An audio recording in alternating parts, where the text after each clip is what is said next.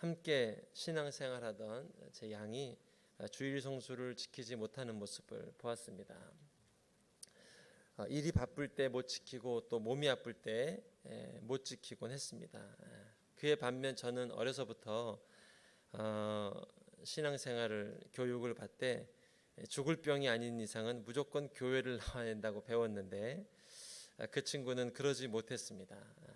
자연히 제가 그 친구를 판단하고 또 가르치게 되었습니다. 율법에 어긋나는 행동을 하고 있기에 훈계를 하였습니다. 다행히 그 친구가 그 말을 감사하게 잘 받고 또 이후로 더욱 열심히 주일 성수를 지키기 위해서 노력하는 모습을 보았습니다.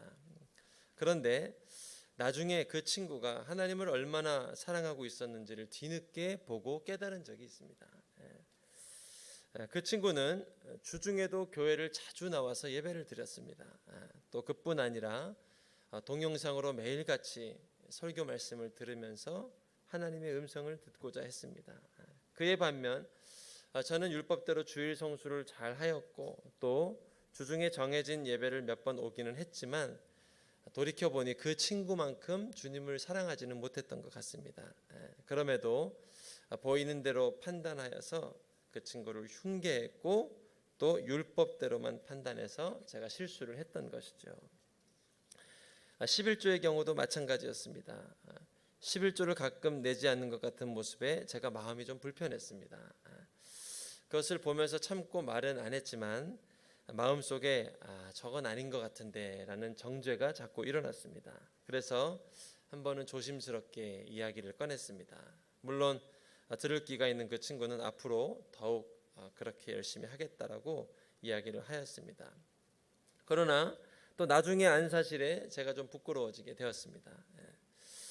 저보다 용돈이 딱히 많지도 않은 친구였는데 그 친구의 감사 헌금이 저의 11조보다도 훨씬 더 많았습니다. 그 친구는 때마다 또 감사할 일이 있을 때마다 하나님께 감사 헌금을 드렸습니다. 그의 반면에서 제 인생에는 온전한 11조는 있었지만 감사 헌금을 마지막으로 한 게 언제였는지 기억이 나지 않을 정도로 다른 헌금 생활은 없었던 것입니다. 따지고 보면 그 친구가 하나님을 사랑하는 마음이 더욱 컸던 것 같은데 제가 율법대로 판단하고 가르치니 그 친구를 정죄할 수밖에 없었던 것이죠. 오늘 본문을 보면 이러한 율법의 잣대로 하나님의 은혜를 제한하려는 무리들이 나옵니다. 예수님을 믿고 있지만 이전에 오랫동안 바리새인으로 율법의 영향력을 강하게 받고 살아온 사람들이 오늘 1절 말씀을 보면 이렇게 이야기를 하고 있는 것이죠.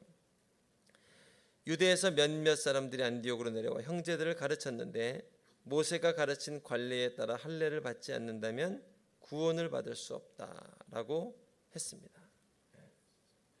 아마도 이 유대에서 내려온 몇몇 사람들은 바리새인이지만 이제 예수님을 믿고 구원의 은혜에 동참하게 된 사람인 것 같습니다. 그러나 그들이 보기에 이방인의 모습들이 지켜야 할 율례들을 너무 지키지 않는 것 같아서 그것이 마음에 불편해지다가 이제는 할례를 받지 않으면 구원을 받을 수 없습니다라고까지 이야기하게 된 것이죠.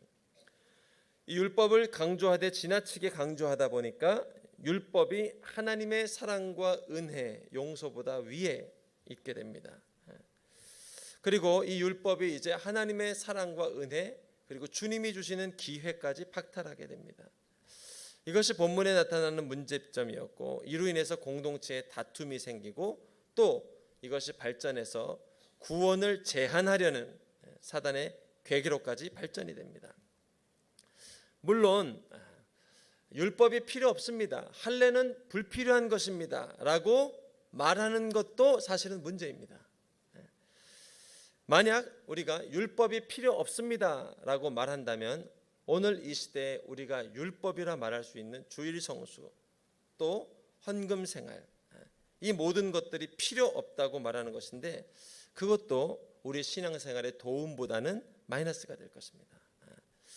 율법이 필요 없고 이제는 지키지 않아도 됩니다 라는 것도 문제입니다. 그러나 더 큰 문제는 율법 때문에 구원을 제한하고 하나님의 은혜를 제한하고 또 주님이 우리에게 주시는 기회를 제한한다면 그것이 더 큰 문제인 것이죠.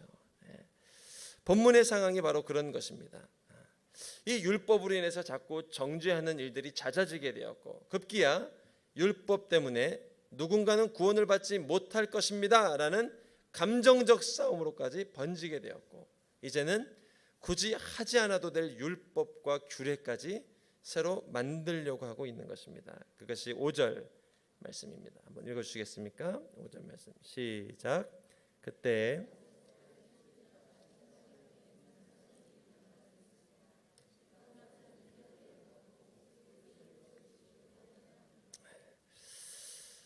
대청 본부에는 FA라는 단기 선교 제도가 있습니다. 6개월 동안 미 전도 종족에게로 나가서 선교 사역을 감당하고 또 훈련을 하는 제도입니다.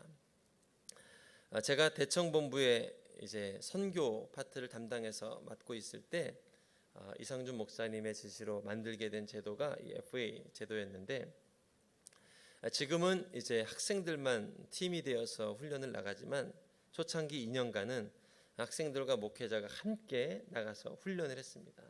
이 목회자가 교관으로 나가게 되는 것이죠.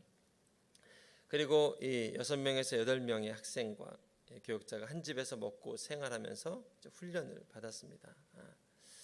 그리고 이 FA의 1기로 다녀오신 목사님이 제가 대청에서 형님 동생하며 친하게 지내던 목사님이셨고 저는 이제 2기로 그 훈련 교관으로 나가게 되었습니다. 근데 제가 나가기 전에 그 선배 목사님께서 자꾸 저를 부르시더니 어떻게 훈련을 시켜야 되는지 교육 방법에 대해서 제게 자꾸 훈계를 해주었습니다. 이 몇 가지 율법들이 있었는데 첫 번째는 반드시 공동체 훈련, 단체 훈련을 해야 된다고.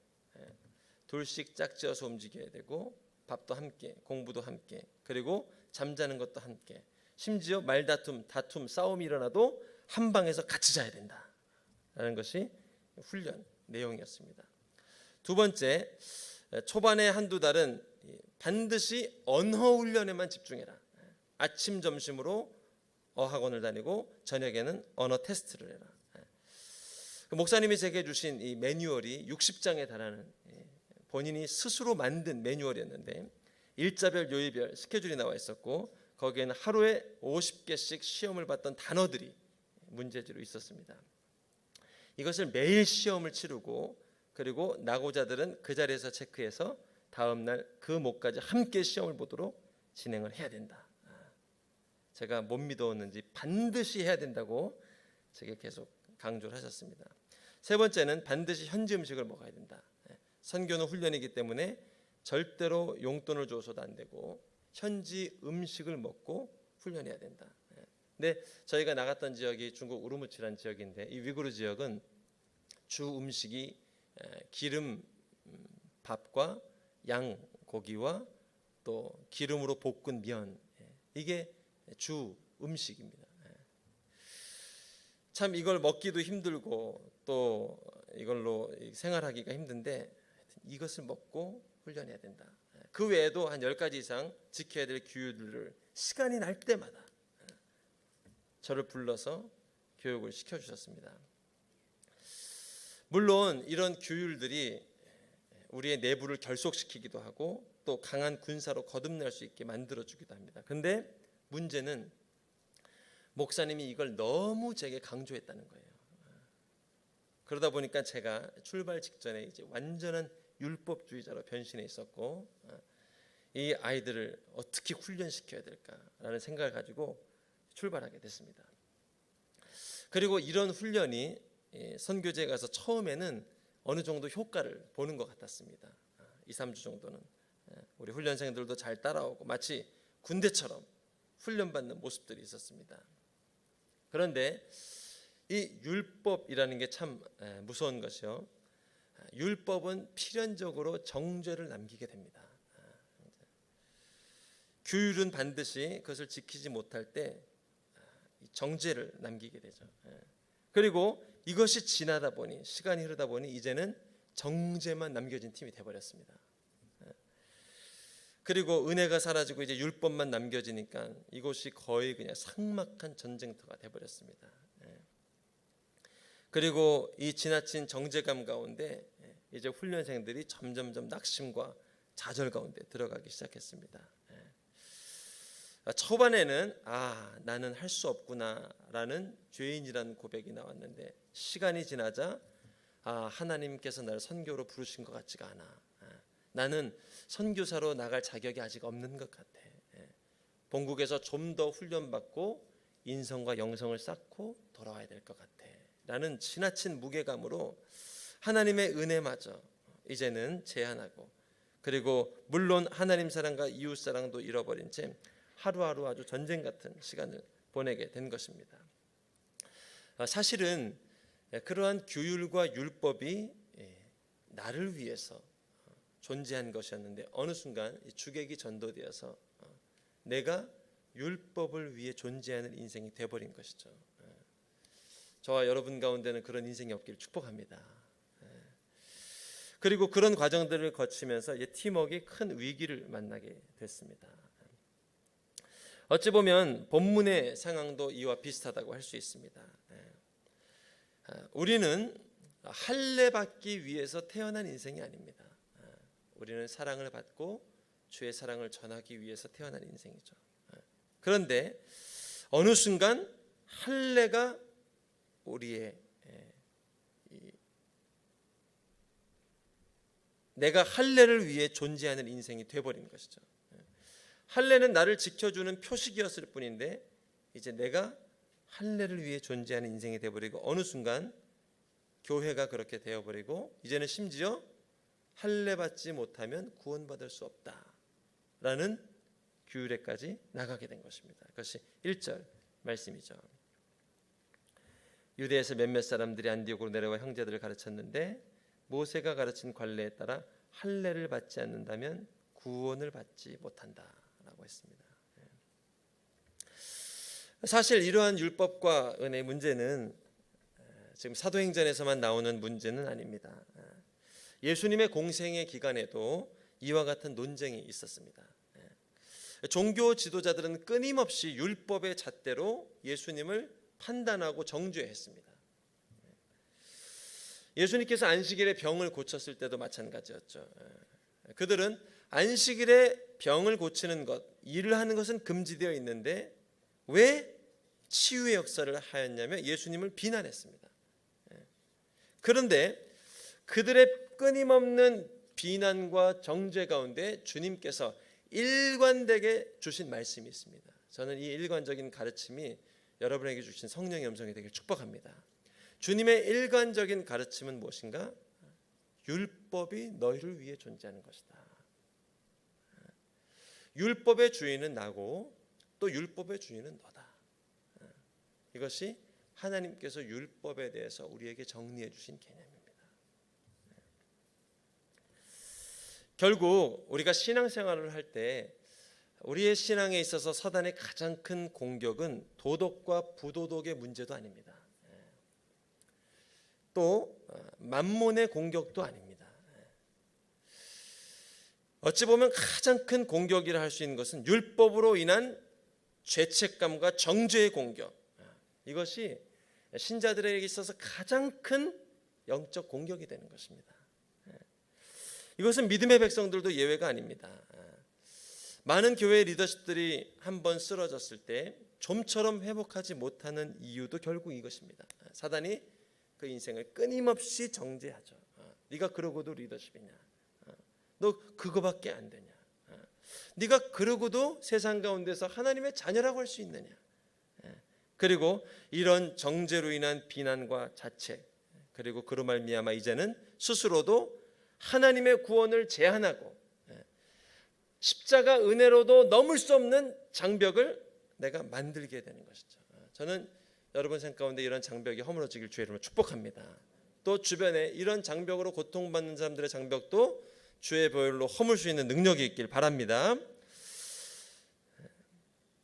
어쩌면 이러한 고민과 또 걱정은 열심히 신앙생활을 하며 주님을 섬기던 사도 바울도 예외가 아니었습니다.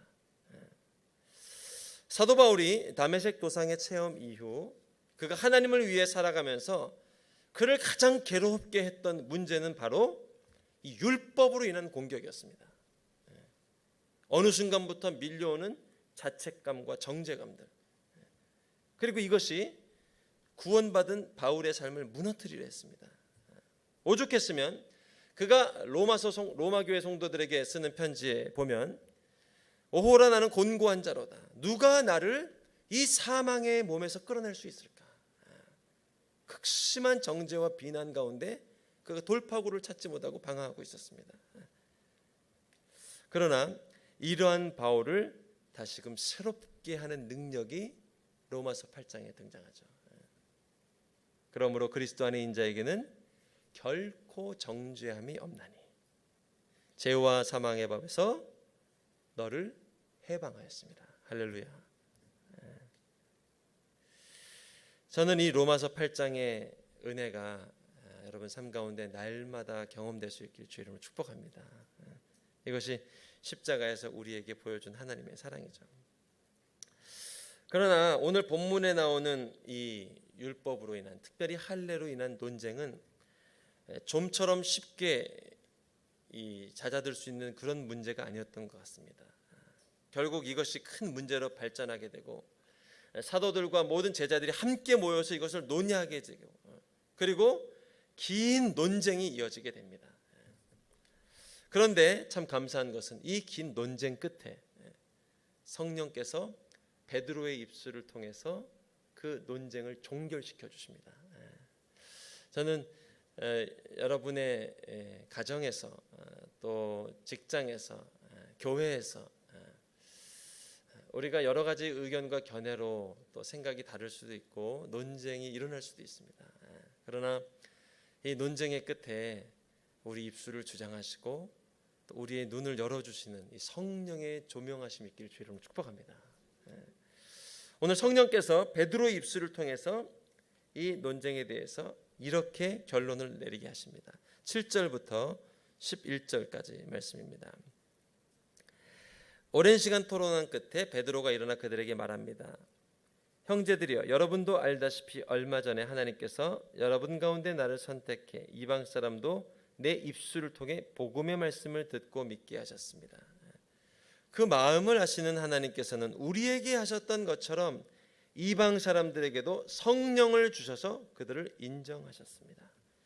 하나님께서는 그 마음을 믿음으로 깨끗하게 하셔서 우리와 그들 사이에 차별을 두지 않으신 것입니다. 그런데 여러분은 어째서 우리 조상이나 우리가 질 수 없었던 무거운 짐을 이방 신자들에게 지워서 하나님을 시험하려고 하십니까? 우리는 그들과 마찬가지로 주 예수의 은혜로 구원받는다고 믿습니다. 할렐루야. 결국 이 베드로의 말로 오늘 회의가 종결이 되고 몇 가지, 4가지 정도의 소소한 당부를 부탁한 뒤에 이 회의는 끝나게 됩니다. 그리고 이 회의가 끝나고 뒤이어서 사도 바울의 2차, 3차 전도 여행이 시작되게 된 겁니다.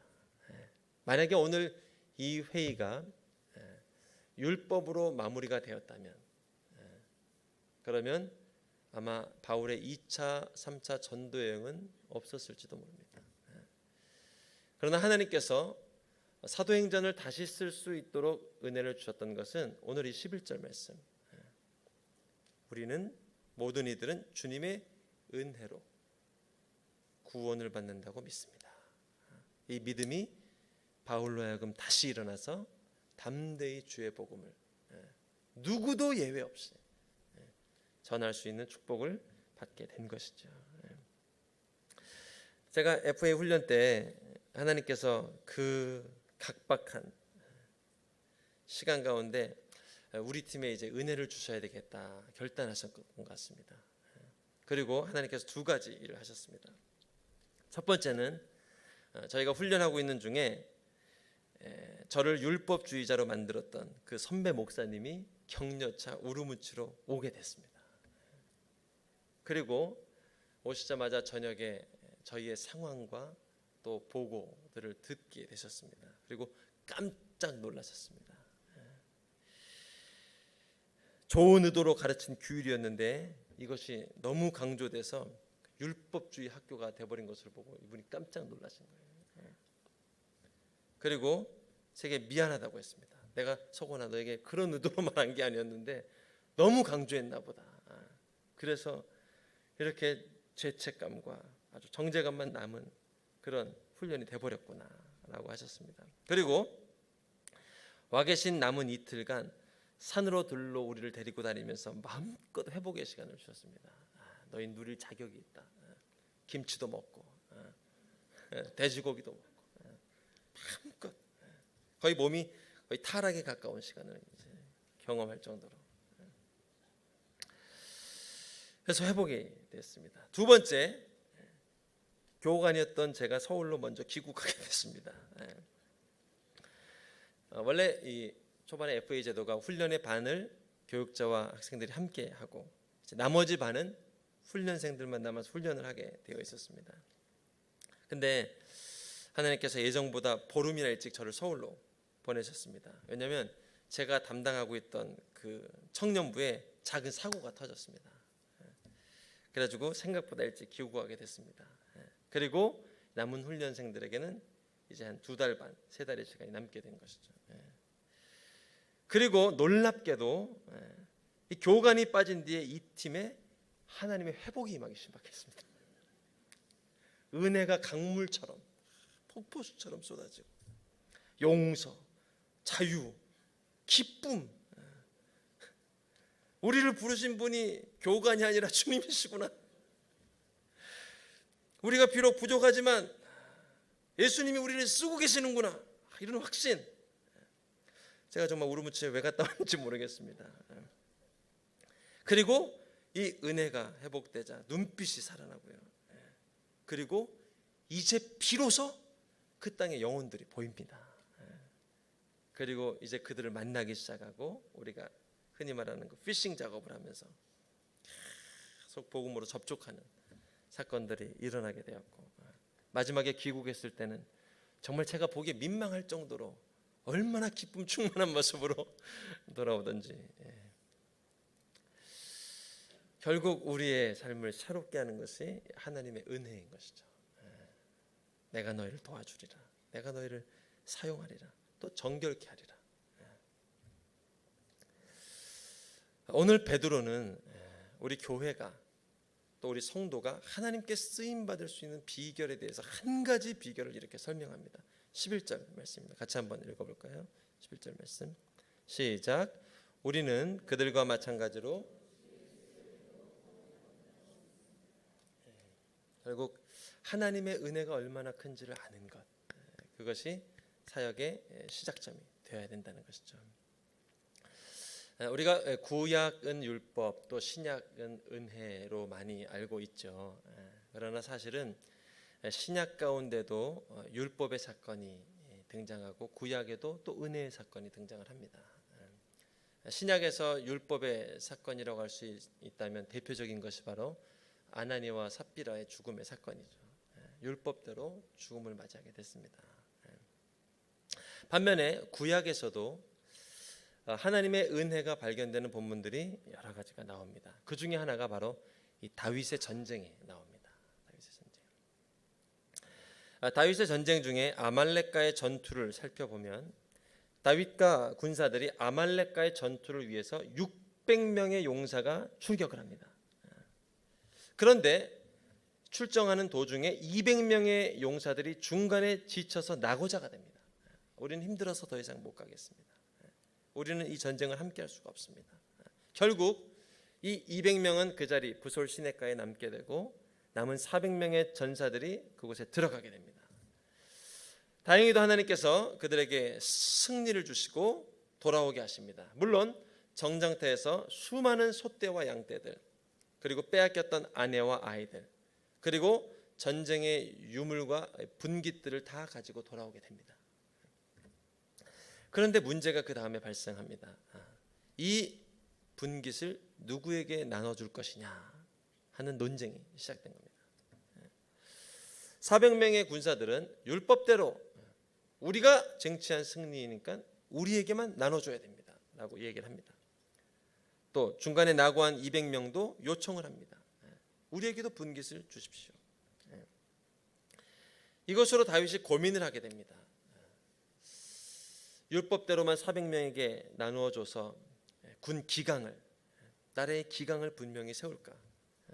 아니면 200명에게도 나눠줄까? 또 200명에게 나눠준다면 어떤 명분으로 이들에게 나눠줘야 될까? 그런데 그때도 성령께서, 하나님께서 다윗에게 명쾌한 답변을 주십니다. 그것은 200명에게도 나누어줘야 되고 그뿐 아니라 가족들과 주변에 그들을 도운 백성들에게도 나눠줘야 된다라는 것이 하나님의 메시지입니다. 이유는 이 승리는 400명의 군사에게 허락된 것이 아니라 이스라엘 공동체, 다윗 공동체에 허락된 승리이기 때문에 이것을 나눠줘야 된다라는 것이 하나님의 명령이었습니다. 그리고 이 은혜의 메시지를 선포하고 이때로부터 이것이 또 다른 규례가 되어서, 율법이 되어서 이후로는 전쟁에 참가한 자나 참가하지 않은 자나 모두가 하나님의 분깃을 나누어 받게 됩니다. 이것이 사무엘상 30장 25절 26절 말씀입니다. 다윗은 그날부터 지금까지 이것을 이스라엘의 규례와 법도로 삼았습니다. 다윗이 시글락에 도착하자 빼앗은 물건을 친구들인 유다의 장로들에게 조금씩 보내며 말했습니다. 여호와의 원수들에게서 빼앗은 물건들을 여러분에게 선물로 보냅니다. 결국 이 다윗은 나라와 민족 가운데 하나님이 주시는 은혜의 메시지를 선포하게 된 거예요. 사실 우리가 오늘 예수 그리스도의 승리를 나의 승리라고 말할 수 있고 또 예수 그리스도가 얻은 승리의 분깃을 나의 분깃이라고 말할 수 있는 이유가 바로 여기 있습니다. 이 다윗의 율법 때문입니다. 저는 이 은혜가 우리 인생 가운데 또 우리 공동체 가운데 함께하고 있는 줄로 믿습니다. 또 우리가 하나님의 은혜, 십자가의 은혜를 바라보고 붙잡아야 될, 또 선택해야 될 이유가 여기에 있는 것이죠. 한 번은 제가 대학부를 담당할 때 공동체 대표 회장을 뽑는데 하나님께서 제게 주신 마음이 있었습니다. 한 청년을 제게 보여주셨는데 사실 그 학생은 청년부에서 그다지 평판이 좋지만은 않은 학생이었습니다. 중요한 것은 그가 지금 하나님의 은혜를 경험하고 사울이 마치 바울이 되었듯이 변화된 삶을 살아가고 있다는 것, 또 제가 그것을 보았다는 것입니다. 물론 아직 회장으로 세우기에는 한 300명 되는 공동체니까 여러모로 부족함이 있었습니다. 또 그런 상황에서 그 형제를 회장으로 세우는 것이 옳다고만 볼 수도 없습니다. 함께 의견을 나누고 기도 제목을 나누어야 되죠. 그런데 그 해는 유독 하나님께서 그 친구를 세울 것을 강하게 말씀해 주셨습니다. 물론 여러 가지 반대 의견도 좀 있긴 했습니다. 그러나 그 형제를 세우게 됐습니다. 그리고 이 형제가 세워진 그 주에 다른 회장단과 함께 단위에서 인사를 할 때 여러 사람들이 그 형제가 회장을 된 것을 보고 웅성웅성되기 시작했습니다. 그런데 참 감사한 것은 하나님께서 그 형제를 너무나도 멋지게 사용하셨습니다. 이 분열과 나님 가운데 있었던 공동체를 하나 되게 하는 통로로 사용해 주시고 또 어그러진 공동체를 기도로 잘 수습할 수 있도록 그리고 한 해 사역을 잘 마무리한 뒤에 멋지게 다음 임원단에게 바통을 넘겼습니다. 기도도 마찬가지입니다. 제가 13년간 사역하면서 새벽 예배를 거의 빠지지 않고 나왔던 그 3명 형제자매 중에 한 명입니다. 이것이 하나님께서 우리 공동체에 주신 은혜였습니다. 여러분, 우리는 은혜의 사역을 멋지게 마무리하고 마치 그 형제가 은혜의 바통을 다음 임원단에게 넘겼던 것처럼 우리도 이 바통을 사도 바울로부터 받아서 이제 열방까지 나아갈 다음 세대에 전해야 되는 통로인 줄로 믿습니다. 이 은혜의 메시지를 전할 사람으로 저와 여러분을 하나님이 불러주고 계신 것이죠. 그래서 오늘 베드로는 이 회의 마지막에 이렇게 결말을 짓습니다. 11절 말씀에 우리는 주 예수의 은혜로 구원받는다고 믿습니다. 사실 이방인들에게 가르쳐야 될 하나님을 경외하는 유대적 문화와 규례들이 얼마나 많이 있었겠습니까? 그러나 그럼에도 불구하고 그들이 집중하고 조명했던 것은 하나님의 은혜가 우리로 정결케 하고 또 거룩케 하고 또 그 어떤 율법보다도 하나님을 잘 경외하며 섬길 수 있도록 만들어준다는 믿음의 확신이 있었습니다. 저는 이 은혜가 우리가 붙잡고 나아가야 될 소망인 줄로 믿습니다. 사실 따지고 보면 이 사도 바울이야말로 주님을 믿고 있지만 가장 바리새인적이었던 사람 중에 한 명일 것입니다. 그는 자신을 바리새인 중에 바리새인이다라고까지 얘기를 했었죠. 오늘 본문에 예수님을 믿지만 바리새인으로 살았던 사람들이 율법을 강조하면서 이 논쟁이 시작되었는데 사실 사도 바울은 이 본문에 나오는 바리새인들보다 더 강조하고 싶은 율법이 많고 또 그렇게 말할 수 있는 사람이 사도 바울이었을 것입니다. 그런데 그럼에도 불구하고 그가 그 율법의 영향력에 크게 제한받지 아니하고 또 율법으로 다른 사람들을 얽매거나 제한하지 않고 오히려 그 정반대편에 서서 그가 하나님의 크신 은혜를 강조할 수 있는 이유가 무엇입니까? 그가 하나님의 크신 은혜와 용서를 경험했기 때문에 그렇습니다. 그가 다른 사람보다 많은 용서함을 받았기 때문에 그는 이 은혜와 또 회복을 용서함을 전할 수 있는 하나님의 사람이 된 것입니다. 여러분 우리가 용서받은 만큼 우리가 남들을 용서할 수 있습니다. 저는 하나님이 여러분을 뼛속 깊은 죄까지 용서하셨음을 믿을 수 있길 축복합니다. 또 우리가 은혜를 받은 만큼 남들에게 그 은혜를 전해줄 수가 있습니다. 하나님께서 우리 삶에 이 은혜를 더해 주시길 원하십니다.